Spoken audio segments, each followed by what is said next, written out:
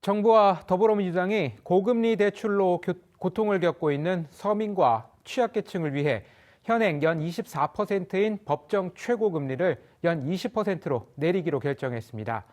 최고금리를 인하하면 금융사들이 신용도를 더 깐깐하게 봐 서민들이 대출받기 더 어려워질 수 있다는 우려도 나오는데요.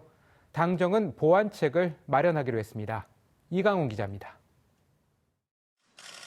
정부와 더불어민주당이 오늘 오전 협의회를 열고 이자 제한법, 대부업법상 최고금리를 현재 연 24%에서 연 20%로 4%포인트 낮춰 내년부터 시행하기로 했습니다.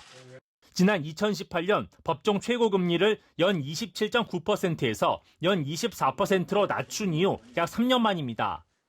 당정은 한국은행 기준금리가 0.5%로 저금리 시대가 지속되고 있지만 코로나19 등으로 힘겨운 서민과 취약계층은 여전히 고금리 때문에 고통을 겪고 있다며 인하 조치 배경을 설명했습니다.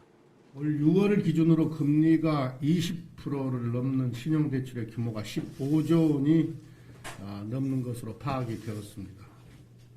대부업체 등에서 고금리 대출을 받는 사람은 대부분 신용등급이 낮은 취약계층입니다.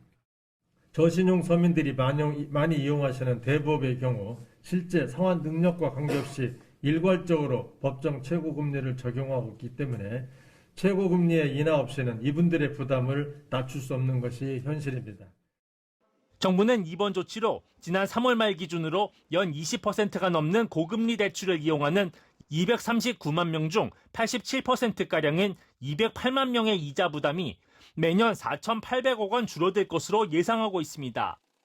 다만 최고금리 인하로 금융사들의 대출 심사가 한층 까다로워져 신용도가 낮은 서민 취약계층이 대출을 받기 어려워지고 불법 사금융에 몰릴 수 있다는 우려도 나옵니다.